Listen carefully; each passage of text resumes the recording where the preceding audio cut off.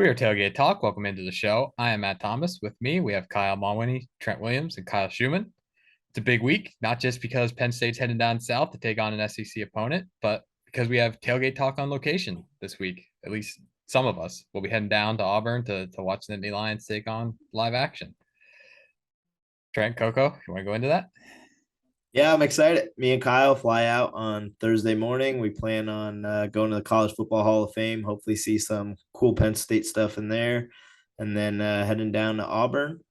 We're staying a little bit outside of Auburn. The hotel situation is tough in Auburn. If you listen to Franklin's press conference today, he even mentioned the team is staying an hour away because there's just the hotel situation there is that poor. But I'm excited. I think our idea right now is on Friday. We're just going to tour the campus, go check out the shops, restaurants, all that downtown, and then some guys we tailgated last year with the when Auburn came to Penn State. We some Auburn fans got their contact information. So we're actually going to be tailgating with them down there. So hopefully we get the full SEC experience down there. So we're pumped for it. Yeah, I was just going to say that's what's awesome about college football, right? I mean, that's what college football is all about. Met these random strangers from the game last year, Auburn fans. They tailgated with us, and they're returning the favor. And we already have plans and to go down there, park with them, and tailgate with those guys. So that's what college football is great. You saw Trent's brother playing some drinking games with the Auburn fans, and they need some extra players in their team. So Trent's brothers are screaming like War Eagle and all this stuff when we were teaming against them. So it was all fun stuff. Coco just wants to see those SEC girls. Who are we kidding? That's the only reason he's gone. I mean, we had some scheduling conflicts on my end, so unfortunately I won't be there. We're not sending our best, but I'm hoping you guys will be some good ambassadors for the show. Get us some Auburn fans. So where exactly are you watching the game at for the fall wedding? Where are you watching that? So I have to go in. I think I'm going to call it like Operation Frozen Tundra because I'm terrified. I have to make sure that my phone is on Do Not Disturb. I have to make sure that all like notifications silence. Like I'm thinking about even taking myself out of the group chats. Like I don't want any news. There's supposed to be a TV at this wedding. There's supposed to be a TV in the reception hall. The reception I think starts at 2. The game starts at 3:30. So should be okay. But you're soft. Yeah. I'd just skip it. I'd skip it. Doesn't matter. Is it someone in your family? It could be. It could be my parents. I'd skip it. Sounds like you got food. Sounds like you got food poisoning in the beginning. Priorities. Priorities. You don't have them, Matt. They were in our wedding, so your wedding wasn't against during the Auburn game. Yeah. You picked a smart date. They didn't. Sucks for them. So just a word to the wise for all the single gentlemen out there. If your girl is not willing to compromise on a fall wedding, then she's not the one. Find a new one because you get 8 months of the year. Summer weddings are nice. We had a winter wedding. That's beautiful. Spring weddings, nice. Fall weddings, no. It's for football. It is 100% for football. That's why I don't feel bad. Everyone wants to say that the wedding's your day, and I know that. I've been there. You clearly do feel bad because you're going. Why should you feel bad? Why should you subject your happiness to theirs? It's a very good point. But I'll tell you what. I'm either going to be like the happiest person in this wedding, like happier than the damn bride, or I'm going to be the most miserable person at a wedding ever, depending on how this game goes. It'd be so funny if there's like no cell service, no like LTE, no nothing. That'd be so funny. Well, the backup plan is that the reception is 5 minutes from my parents' house. So if I need to, I'm going to go to the bathroom and then come back 3 hours later. Wow, Matt, you must have been taking a massive dump. Yeah, well, that the hors d'oeuvres just didn't agree with my stomach. I don't know what to tell you, but all right, let's get into the game. Yeah. All right, I will give a brief preview because real quick, Matt, when we do come back for the recap episode, we got to know like the whole Operation Frozen Tundra. The viewers will want to know how it went down then. So I've been thinking. I doubt about they this. will. I highly doubt our viewers. All 20 of them probably won't care. I think we had 24 last episode. I mean, at the very least, I'd love to hear how it went. Well, yeah, so we've got 3 out of 20, so that's almost 25% right there. So, all right. So anyway, all right, let's get into this one. So Auburn was 6-7 last year. I think most college football fans remember that they had a season similar to ours. Started out hot, 4-1, with the one loss being to us. and then kind of the rails fell off, went 2-4 down the stretch. Or yeah, that's right. That was whatever. I did that math in my head before, and now I can't do it. That's all right. I'm not the accountant. They did almost beat Alabama, so they got that game. Returned 14 starters, 7 on offense, 7 on defense. 2-0 so far, beat Mercer and San Jose State, and they're ranked 40th in the ESPN FPI this week, which is a drop of 13 from last week. So I've got, just to kick off some stuff, I've got 3 areas that I think are critical to win the game. First, make TJ Finley throw the ball and beat us through the air if they're going to beat us. Second, attack their secondary offensively. And then third, just manage the atmosphere and playing that game. So I'll take it whichever you guys want to kick off somewhere, and we can just take the discussion from there. So I like your you can go. No, I was just gonna. So the atmosphere, I think, is going to be one of the biggest keys. To me, that's the biggest thing. We are the better team. I think we're the more talented team. We are the better team. So managing the atmosphere is the biggest thing. I do think there will be a lot of Penn State fans. I'm in State College right now for work purposes, actually. So if my hotel Wi-Fi sucks, you could blame that on that. But the game's at Auburn. You got confused. He's like, I got a really good deal on the hotel, and but great. I was at the family clothesline today, and the lady is like, "Oh, you going to Auburn?" I'm like, "Yeah, I actually am." She's like, "Wow, you're like the 15th person that came in here today that told me they're going to the game." I'm like, oh, "That's a good sign, I guess." Is that why you really went up there, just to tell people you're going to Auburn? I was asked. I'm sure. Yeah, go back to your points. TJ Finley, he's a very inconsistent quarterback, and as you know from last year's Auburn game, they're very talented in the backfield. They have 2 they have great running back depth, and I think they returned most of their O-line from last year as well. So for the 5, the run game, their run game is going to be big against us. I think if we can stack the box and get our front 7 involved, and that way, hopefully stuff their run game and make TJ Finley go up against our secondary, and they're not really talented on the one-up position either. So I think that's going to be the big point there. Yeah. So they're 14th in the country rushing the ball so far this year, 190th in passing. Now, I watched a little bit of their game against San Jose State. I don't know how much of it is them being vanilla, versus just kind of dictating what they want to do. But yeah, like you said, Coco, Tank Bigsby, he's not the best running back in the SEC, but he's a serviceable SEC running back.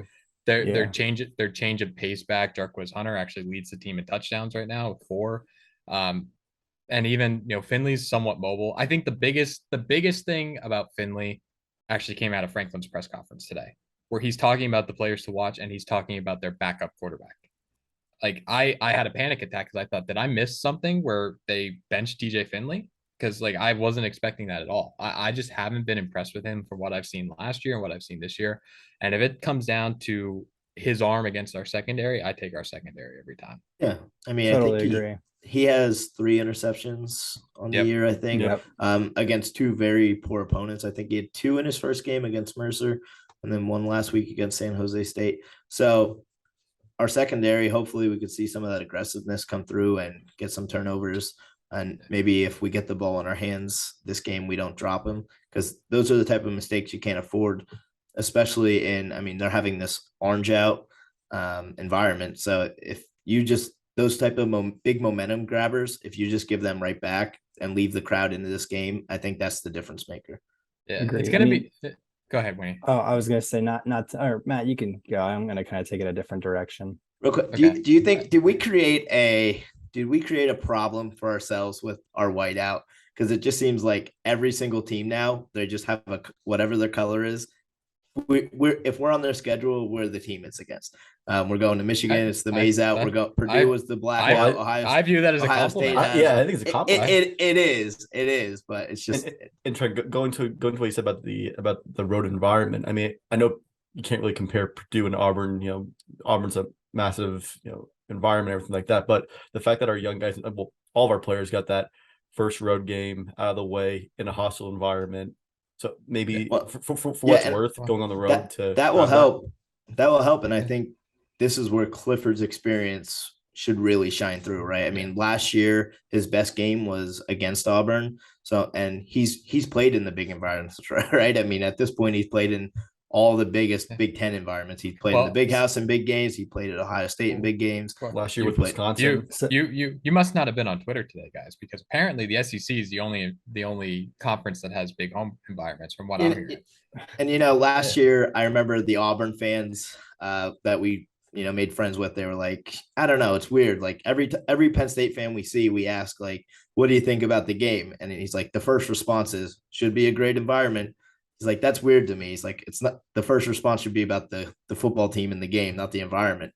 And then after the game, they're like, not gonna lie, that was crazy. Like one of the coolest things we've ever been in. Like we see why that's the answer. I do think Auburn is going to be great, but they're also not, the program's not high and mighty right now. This is probably not as big of a game as it would be in years past for Auburn, just being the state of their program right now. I think where it will get interesting for Penn State is I think the first two games, Ohio really wasn't much of an opponent. I think we all know that, but Purdue was definitely a different kind of scheme. I mean, they were more reliant on the pass, where Auburn's going to come at us more with the run.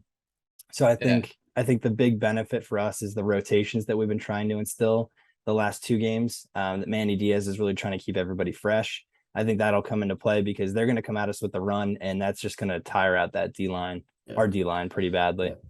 And you talked about Ohio not being that great of an opponent. This is one of the first times I heard Franklin like fully admit that the coaching staff was looking ahead to this game. So starting with practice last week, they had the loud noise. They were going with the silent count. All that type of stuff was happening in practice leading up to Ohio, which obviously the players can see that, okay, the coaches are looking ahead, being that we're home against Ohio. We don't need to be practicing this stuff this week. So I think that's interesting.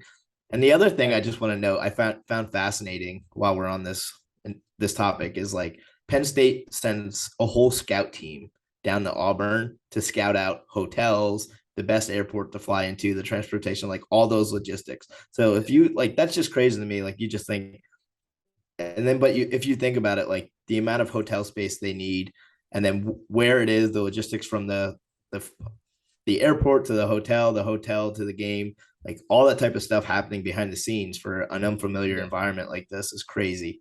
I don't know why they need that, Trent. They could just hire us. We did our research, and we got a good deal with flights and hotels, everything like that, and got a rental car ready to go. So I think they need more than just one rental car, but I think they're using a little bit more sophisticated software than Trivago. But he even mentioned they go as far to like scout the locker room, like the away team locker room, to see like what they're dealing with there, and any accommodations like outside of that they'll need to make. Like that's the crazy type of stuff happening behind the scenes, and that's why I don't think people realize the size of like these grad assistants and the operations of a football program. That type of stuff is huge in the background. Yeah. And he even mentioned it a little bit today at his presser, and I never really thought about it, like showing the players clips of like where the video boards are and like, where the play clock is going to be, like all that kind of stuff that you just kind of overlook in the game, how critical it could be. But and even like Jordan Hare is one of the best environments in football. So like, that's going to be a challenge in and of itself. We've already been tested at Purdue. It's not going to be the same level, but it's all the other stuff. It's the travel, like you said, the fact that they're staying an hour outside the game. It's the heat and the humidity. I mean, you're going to Alabama in September. You can't necessarily recreate that. Cramping's already been an issue. So they closed up Palooba Hall and turned the heat on. So I mean, it was a nice, crisp 80-some degree day, and they had the heat blast in Palooba Hall. So you can't recreate it in the same way, Matt. But it's just those types of little gimmicks they do to try and do the best they can. It's fascinating. And it's sorry, Matt. I was just going to say quickly how it's like what you said, Trent, with the veteran leadership. You need Clifford, Mustafa, Sutherland, those guys to keep the young guys calm and keep them in check. Score early, score often. Don't see that lull that we've seen these last couple games, and really just put the game away if you have the chance. Play the cleaner game. Auburn didn't have a clean game last week. There are 9 penalties for 86 yards. I think we cleaned up stuff well. So it's just. What do you think there's anything to the fact that Franklin coached in the SEC? And relative to the team he was coaching, had success in the SEC for Vanderbilt standards. And I mean, I think if I read, he only played Auburn once in his time with Vanderbilt. He beat them, and then he beat them with Penn State. So is there anything that, because he's played I don't think he's played at Auburn, but he's played in the best SEC environments. Is there a little confidence boost to him? I would feel maybe if it was the same staff at Auburn, but I feel like there's been, so much changeover. Like Harsin is not an SEC guy. Like I don't know, maybe a little bit, maybe just the comfort factor, the fact that you've been there already, you know what to expect, sort of. I, I don't know. I don't think so. But, Well, I know, just going off of what we were saying earlier, I know we talked about a lot about our front seven against their good rushing attack. I think another big issue here for us for our offense is they have two really good pair of defensive ends in Derek Hall and Iku Leota. Both guys are going to be in the pros next year. I think right now they combined for 11 solo tackles and two sacks so far. And they were a headache against Alabama last year in the Iron Bowl. So I think our O-line really needs to step up against those guys. I'm the stat guy. That You're just Well, running see, off. That was a No. quick Matt, if you think that was bad, multiply that by 20, and now you know what we deal with for you. Well, at least Matt, that's my one stat. Let's hear your 40 other. That are you are you guys that was the Cliff Note version of yours, Matt. Well, I pack a punch. I'm Matt's an info. So It's not a punch. It's like very small So- little like needles in you. It's Analytics. I just want to know how many times you practice saying that guy's name, Coco. You're probably in the mirror going. Probably in the mirror, yeah. Yeah. So, yeah, their D line is definitely the strength. But- They what, Matt? I was just going to keep the conversation moving. I was going to say, yeah, Kyle, you mentioned their cornerbacks there. I think that's where it's critical that we have a flurry of receivers that we could spread across the field. So far, I mean, we've had, like last game, we really emphasized how many receivers touch the ball. I don't know who our wide receiver one is right now, truthfully. Like Keandre Lambert-Smith, Parker Washington, and Mitchell Tinsley, I think all have been pretty equivalent. And hey, if they can be productive, that's a good thing. That's a good problem to have, honestly. The thing that surprised me, and it goes back to the conversation we've had about Clifford a couple of times. Like I was reading some of the Auburn sites this week, and they literally referred to Clifford as the 6-year stud. Like they're concerned about Clifford. They're what I gathered is their secondary is not a strength. They're somewhat veteran. I counted, 2 redshirt sophomores and I think 1 or 2 redshirt juniors in the starter, but they're penalty prone. They're prone to blown coverages, and they're concerned after what Clifford did to them last year. 28 of 32, 280, 2 touchdowns and a throwaway pick. Like I think nationally, Clifford is a little more recognized than Penn State fans give him credit for, but I do think it's very relevant to Auburn fans because Clifford did play a phenomenal game against them specifically. But even, I mean, as we mentioned many times, we're a big Josh Pate podcast here, and he's a big Clifford guy. Like he loves Clifford and his stats line up to back it up. We talked about that last week. So I think Clifford, this is his moment to shine. The big game environment with national, there's not a lot of good games in college football this week. So we're definitely one of the bigger matchups that most people are going to be watching. But speaking of Josh Pate, he's going to be every given Saturday tour is going to be at the Auburn game. So maybe he's actually doing a live show too. Yeah, we just piggyback. Bring your microphone and just hop in there. But I don't want to take viewers away from his show. That's a good point. I don't know what he'd do without that baker dozen of viewers that he's got. Hey, a question for you guys though. I know I was kind of hinting at before that our defense is going to see something a little different. Do you think the linebackers will hold their own for Penn State? I think run defense. We haven't really seen the run defense be tested yet, but exactly. That's what I'm getting at, because I mean they did a decent job covering against Purdue, but again, Purdue is more pass happy than the run. So I'm interested in that aspect of it. I didn't know what your thoughts were. Yeah, that's one of the things I have noted. I think this is a game where Tyler Elston needs to really show up. I mean, Matt mentioned he thought he made good progress from game 1 to game 2, obviously a much lesser opponent last week than Purdue was.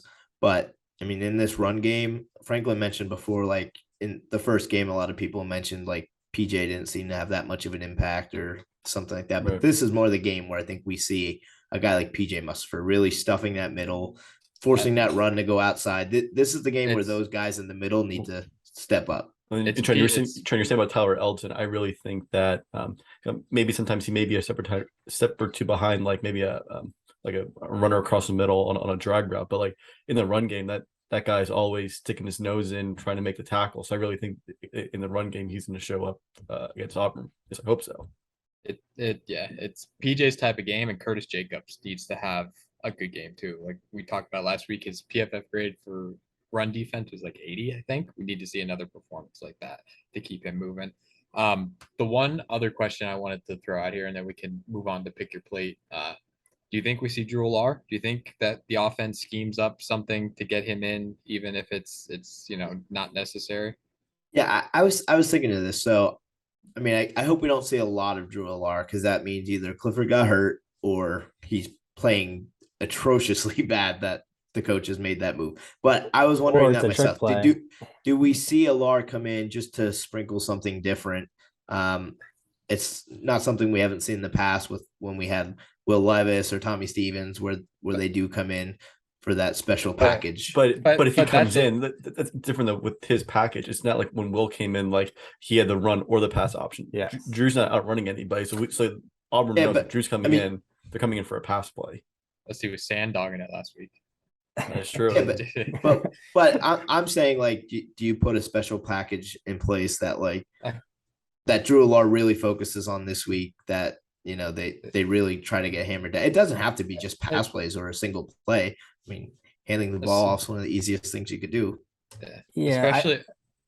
Go ahead, Win. I was just gonna say that worries me to an extent because I know when you bring a different quarterback in, even the center, like the snaps, everything can get a little bit, wild. And I know Kyle mentioned in the last video that I think Auburn ran a trick play against us last year and it went horribly for them and they fumbled. So, I mean, to me, I know this isn't, we're not saying a trick play per se, but even just bringing Our in and having him either shotgun or under center, that the snap could get, go somewhere different and that could even cause an issue. I would typically agree. Last year, but I think Alar's different. I think he gets so many reps. And honestly, Clifford's been there for so long that he doesn't need them. He doesn't need as many reps in practice. So those younger guys get way more reps. True. Franklin admitted that much, that a lot, like what they would normally do springtime with their standard quarterback, Clifford didn't get as many reps because he's been there for so long. I meant more in the game though, like the actual exchange during. But it all leads up to that, right? I mean, if you're getting a lot more time in practice, and we talked about the environment though. To me, I just think that all that going on around him. But I mean, I would have been. Alar came in against Purdue in a hostile environment, looked great. He came in last week in not a hostile environment, in a point that wasn't complete garbage time, looked great. I mean, if we're worried about those little mistakes, then that tells me more about us our coaching and our play. Like you should not bring a backup in because you're worried about a snap. That, to me, that's a problem. If you're talking a third string quarterback, okay, a guy that really is not familiar with it, fine. But if we're talking a backup, that, to me, that's a problem. Geez, well, it's a good thing that you and Coco aren't filming in the same location, because I think you just took all the oxygen out of the building. Holy crap. Let someone else get a word. I mean, I think we've seen what happened last year when the stuff when he's talking about happens. It's called Iowa. Yeah. Well, the point I wanted to make on that was taken away. So what I think would be cool to see, and I'm just throwing this out here, I understand that it's going to sound stupid. I want to see Clifford and Alar in there together. Can you imagine if both of them are on the field at the same time? The mind bend that half of Happy Valley would go into. All right, where do you want to see that? Like on this field at the same time, standing next to each other? Like maybe, I don't know. I was just spread out. Like Clifford's out wide. To me, you're bringing in sort of. I'm not saying it's gonna happen. I'm just saying that I don't think either of those two are built for that. Like if you have just a crazy athletic quarterback that you could spread out wide and do something fun with, fine. But I don't think Alar or. Like, to me, you're just going 11 on 10 by doing that. I'm not saying it's going to happen. I'm just saying that it popped in my mind, and we'll keep it there.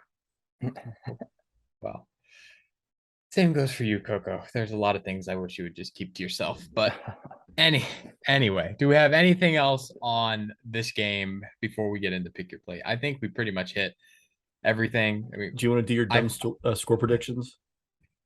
oh, now you're on the dump train. For the first 2 weeks, you're oh, this is great, great, great, and then you're letting Trent talk you I into mean, not being a man and putting You yourself know, on the you know line. who else I I was asked if you watching? wanted to do them. Do you want to I do was score watching predictions or some not? other podcasts. You know who else will not make a score prediction? Mike the mailman will not make a score prediction.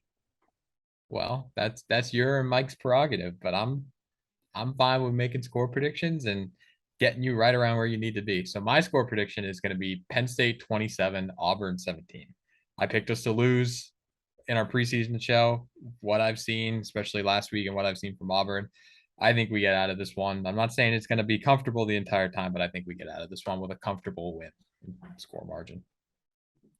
I think we win 24-20. I think it's going to be low scoring. I think we get in, get out, we cover, and we come back and have a good show when we do our recap episode.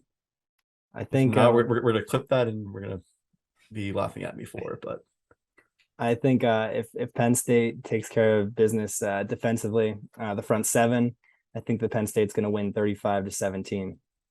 oh, I got faith. And I'm now polar- here comes Trent. I think we win, but I think this game's won in the final 2 minutes.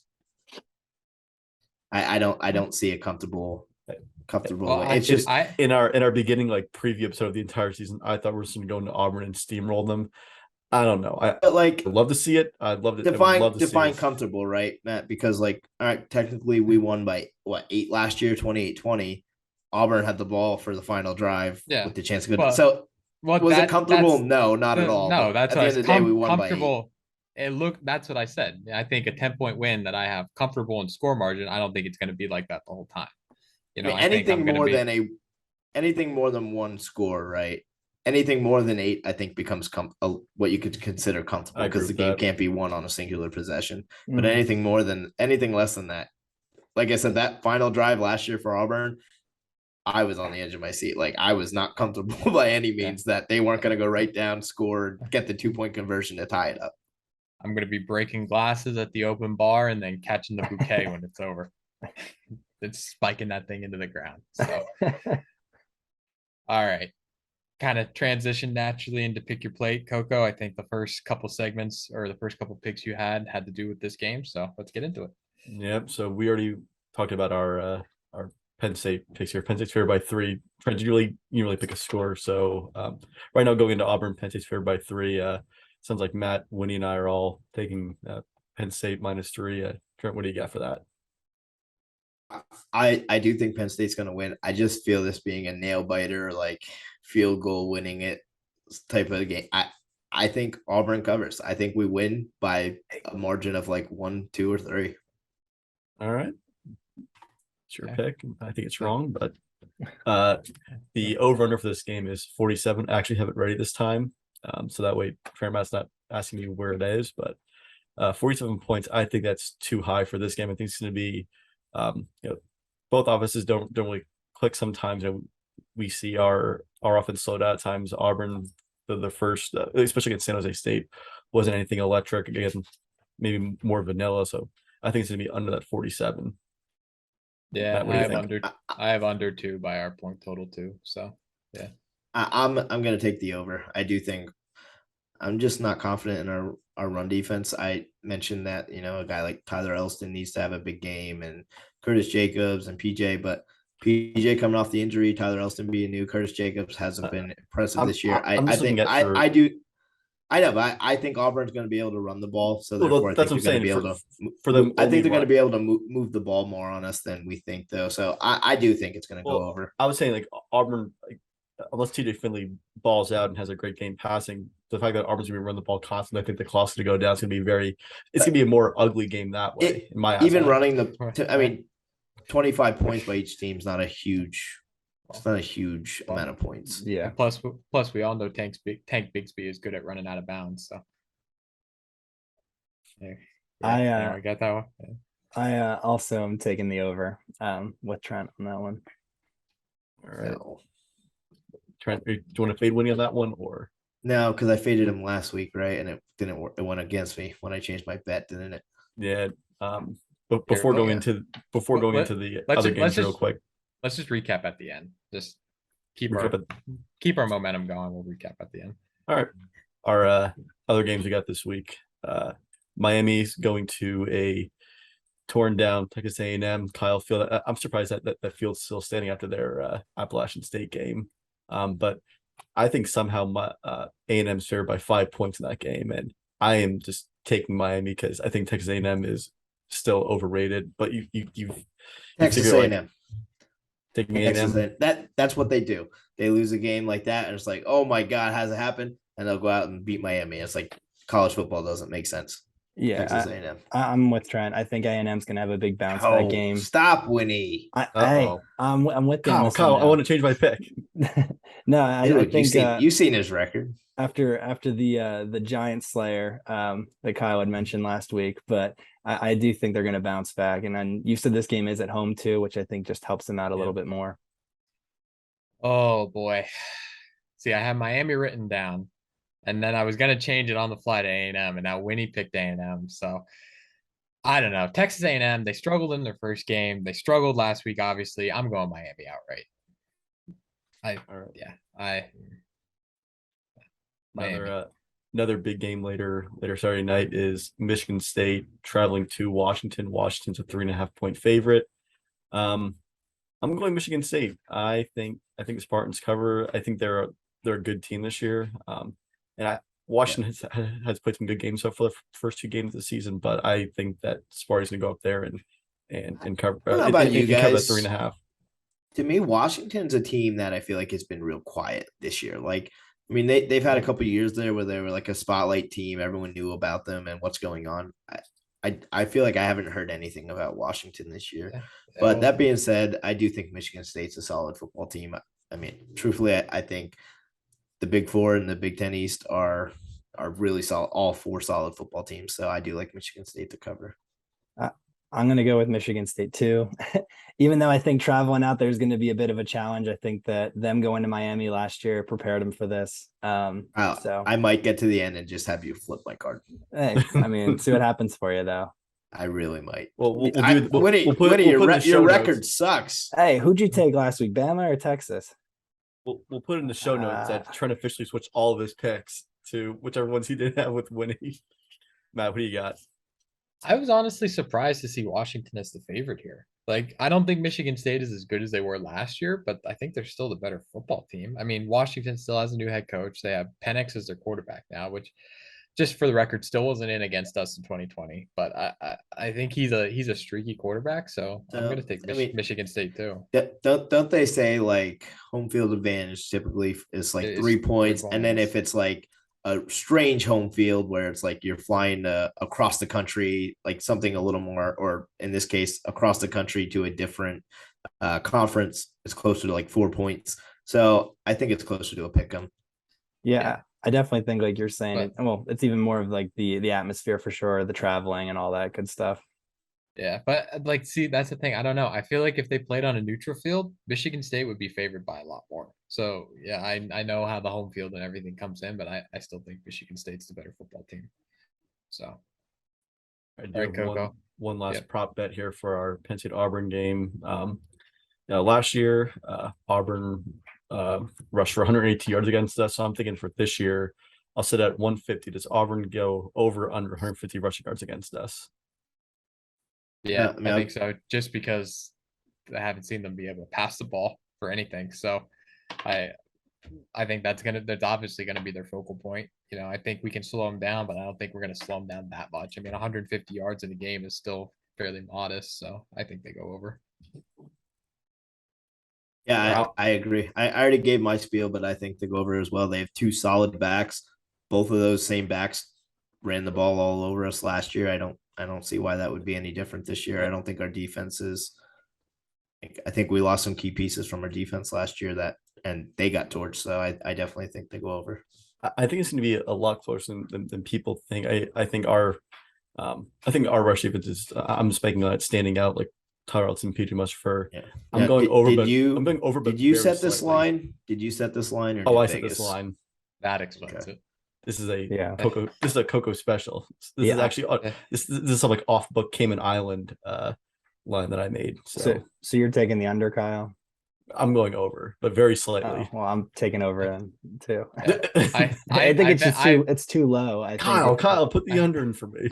I think we should have to now clarify which ones are Coco's lines and which ones are not, so we know which ones the bookie isn't juicing. I am so close to having you flip my card, Kyle, but I'm telling myself, but when he's just going with me because he's so bad this week. No way. He was actually thinking the opposite, but he's picked after me for pretty much all of them. So he's just riding with me. I know you're honored. You're honored that I got the same rather picks than as me you, fading but... Winnie, I'm looking at it as Winnie's riding with me. No. Well, speaking of fading Winnie, Coco, what are the standings? I was gonna say we can throw the standings up here. Last week in week 2, I went 2-4-0, which makes my record overall 6-6-1. Trent went 3-3-0. Now has a record of 7-5-1. Matt had another strong week again. The guy that doesn't gamble, 4-2-0 with a record of 9-3-1 overall. And lastly, and also least, Winnie, who went 3-3 last week, but still has the worst record of 5-7-1. Although he did, it's week 2. We got through week 2. Just saying, you're in the basement right now. And I made the mistake of fading Winnie last. I was strong on Kentucky, and then I faded Winnie. So now you're trying to talk yourself into thinking that your picks instead of my picks. No, I mean you're below 500, so it just means I faded the wrong game. But hey, as an aggregate, we are 27-21-4. Not because of Winnie, because of Matt, but you're welcome. In conclusion, Winnie is the Nebraska of this podcast. Don't know how you can say that after. Well, hey, Nebraska's going to beat Oklahoma this weekend, so it wasn't part of our pick your plate. You can't say that, Coco. We're not allowed to say that. So ready to do last call? Yeah, let's move on to last call. Who wants to kick it off? I will. No, I'll go first since there was a pause there. So Auburn's has had some struggles down there as of late. I mean, no one's on the same page down there. They seem to have gotten things a little more together. But my question is, going down there to play Auburn, would we rather them be really good this year and have a quality team that's, a top 25 matchup, or are we just happy to go down there to a weaker Auburn team this year and hopefully come out with the victory? I think that the fact that it's an SEC opponent at all, I think that the fact that you're traveling to a big road environment, they can be 0-2, they can be 1-1, doesn't matter what their record is. I think we're going to be able to play no matter what. It would be cool if they were top 25 because game day could be there or anything like that because of that flair. But in the end, I don't really think it matters all that much to me. I was just looking at it more from a fan perspective. Like, we're not going to get to see Penn State play Auburn at Auburn again. Like, would you rather make the most of it and have it be a top 25 big matchup? In that case, if we're having top 25, but or is it just nice to be more comfortable knowing that we're favored going to the SEC? That makes it feel worse. Being favored. Makes it feel a little worse. Like, we should win this game, but if we come out there like and lay an egg, then you're like, well, why did I spend all this money to fly down there and all this stuff? Yeah, see, I won't have that problem. So I'm fine with it the way it is. I mean, if I felt more confident in us, I would say I would probably prefer Auburn to be ranked as well. But I think just given where we are right now as a team and as a program, I'm fine with it the way it is. And hey, they're the SEC West, so odds are at some point they're probably going to get into the top 25, no matter what their record is. So if we win, they'll make us feel good. They'll make us feel good regardless of what their standing is right now. And I think being in week 3 clouds it a little bit, right? Because it's like we're both undefeated going in. So I guess I should have looked at it and been like, okay, if this was close to the end of the season, would you rather face like Auburn team with 5 losses or an Auburn team with 1 loss? Yeah, to me, there's a big difference in this. Just be better. I mean, it's true. I mean, you look at last year's matchup, right? We were both came into that game undefeated, and then neither of our seasons panned out too well. No, exactly. And I think that's what I was going to say, that you mentioned it a lot, Trent, that it's college football. Anybody could beat anybody any weekend. So I don't think there's any gimmies. Whether it's a ranked matchup or an unranked matchup, I don't think it really kind of sets any major ease going to a big opponent like that. Yeah, the Big way I name see this, opponent, I'm sorry. the way I see this playing out is the Auburn fans are going to try to play both sides of the fence here. They're going to like talking to them before the game and all down there. They're going to be like, "Oh, you guys should beat us. We're not like setting themselves up. So if they lose, it's like, oh well, we suck this year. You should beat us." Yeah, well, we could do the same thing. So We I won't. can, I can go here. Yeah, go ahead. Go. At the end of the episode, we're talking about fall weddings and everything like that. So my question is, if your soon-to-be wife really wants a fall wedding, is it a good compromise having it the bye weekend for Penn State? No, normally I would say yes, but with the scheduling foolery that we've seen from the Big Ten the last couple of years, where they've changed the bye week like 2 months before the season starts or however close it is. No, just avoid the fall wedding entirely. Do what I did December after all the conference title games are done. Just do it. Yeah, fully on board with like Matt said earlier. Like, you guys have 8 months non-football season to pick a date. Pick it spring, summer, pick it anytime. Just not during the 4 months of college football season. Or do it on a Friday night. That's or fine. Friday, Friday or Sunday. I think, Kyle, it would be difficult to line it up with the bye week just because usually, I mean, Matt might be able to attest more of this since he's the married man out of the four of us, but you usually don't pick your wedding date like a couple months in advance. Usually you kind of plan that a year out or so. Yeah, well, that's the thing. You just gotta be right. You can't align, you don't know what you don't know.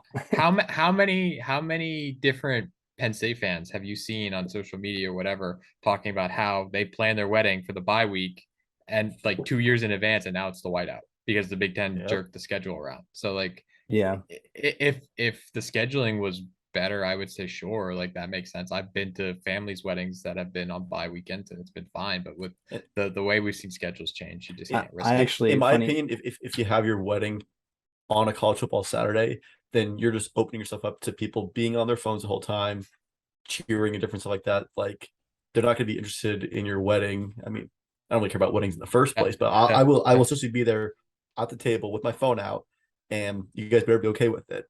So just don't be selfish. It's not all about you. That's all. I mean, that's all I have to say. The way I see it, like you're talking about like the bye week, but just because your team's not playing the bye week, there's a whole slate of other good games you're still missing. So I will say I have a little relative to me. My sister is having a fall wedding next year.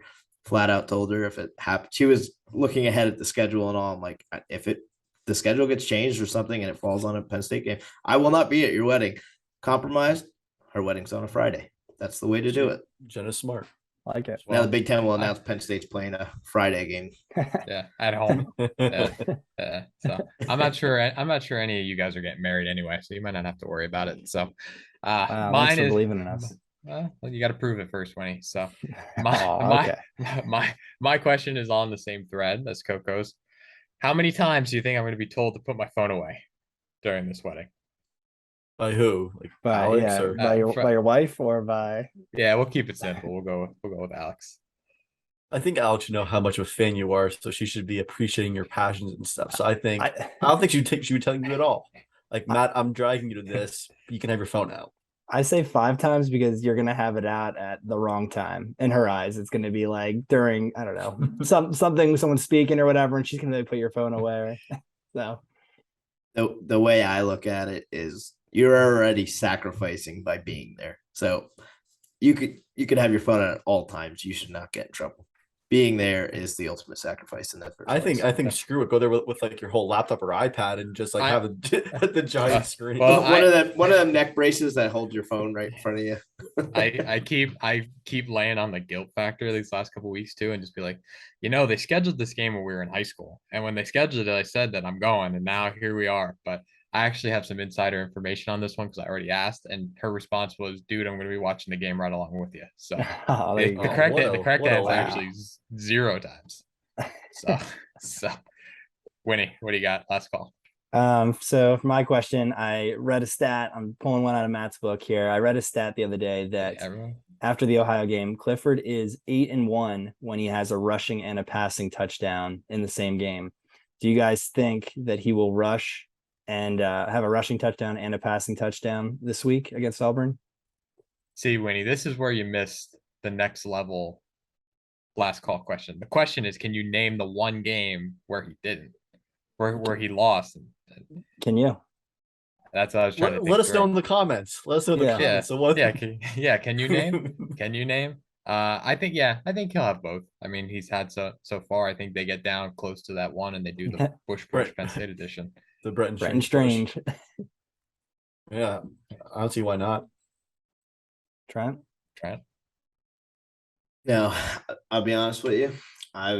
This whole time I've been searching to see where we landed in the most important poll in the nation. Josh Pate released his poll.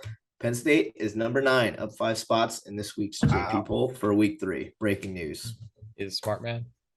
Oh, sorry, Winnie. I was scrolling through Josh Pate's live episode there. Wasn't listening.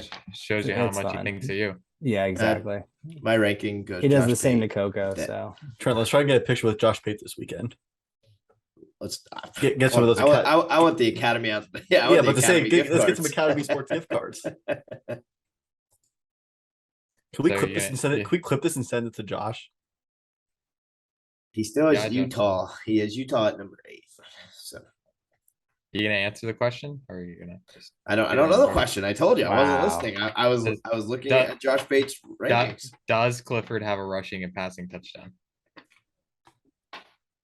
No, I don't think he'll get a rushing touchdown this week. I'm hoping not, because that means he's only gonna get one if we're on like the 2-yard line or in. So I'm hoping we score before we get to the 2-yard line. Thank you for Alright. paying attention and tuning back in. yeah. Appreciate that. Go My ahead, fans go ahead. do. too. I'm gonna continue watching Josh Pate. Go ahead, boys. Nothing says that you're devoted to the show by watching another show while you're on it, because Oh, I'm Tailgate- not. Tailgate Talk, the Penn State There's podcast no- where we don't no Penn secret. State Tailgate Talk, the Penn State podcast where we don't want to talk about Penn State football. When we My do, devotion- we don't want to take any stances, and generally we don't care if you listen or not. So It is exactly my stance. My devotion is getting on the Zoom 5 minutes before we record and rolling with it. That's my devotion. And it I shows. promise you, I will always be that way. That's a promise Yeah. to these listeners. All right, Well, Matt. Let's. It shows. Yeah. So let's wrap it up. We wanted to get in and out of here quick.